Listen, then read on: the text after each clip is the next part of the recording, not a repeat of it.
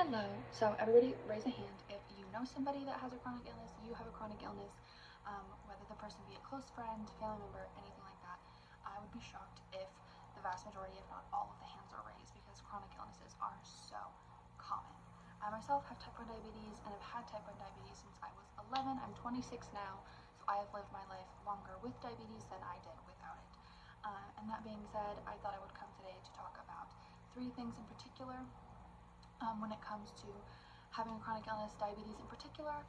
First being just the overall all-consuming nature of this disease, um, the the toll that it takes on you emotionally and mentally when it comes to preparing for having people in your life long term, as well as the misconceptions as far as what diabetes is, what it isn't, what the equipment is, what you can do, what you can't do, things like that.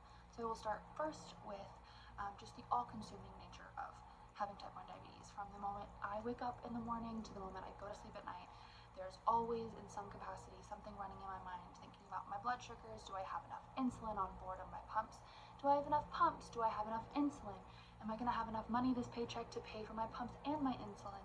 There's just always something going on in my life, whether it just be that background noise or it could be having to pull over because my blood sugar is so low, I'm shaking so hard I can't see straight and it's not safe to drive. It is just a all-consuming, every aspect of my life is influenced by having type 1 diabetes, from the jobs that I take, from the jobs that I can't take, from the things that I do. If I want to go for a hike, do I have enough equipment, all of those things. And that being said, a lot of people do have a lot of misconceptions about what diabetes is and what it isn't.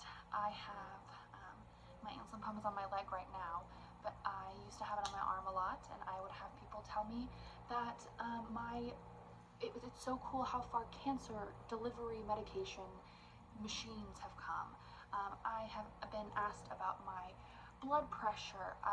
It's a lot of people being confidently wrong, and while I don't expect everybody to know what diabetes is and what the equipment that I have on all the time is, it's just always interesting to me when so many people have type 1 diabetes, which is not to be confused with type 2 diabetes, which is another thing, another misconception that a lot of people will tell me, oh, you have type 2 diabetes, right?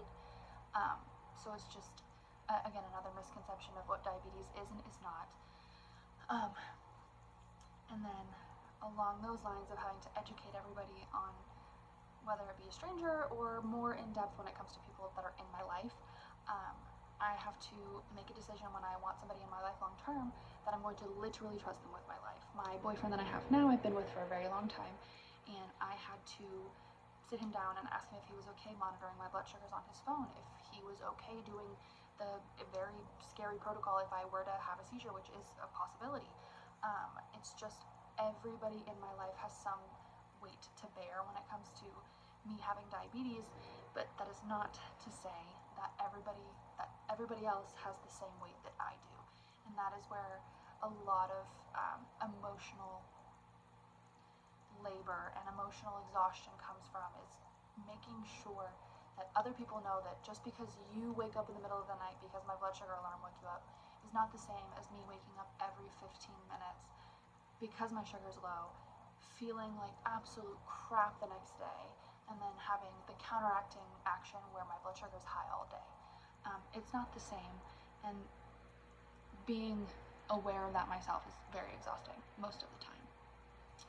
But that being said, I don't think I would be the same person if I didn't have type 1 diabetes and if I didn't have to grow up as quickly as I did and have as many responsibilities as I do now.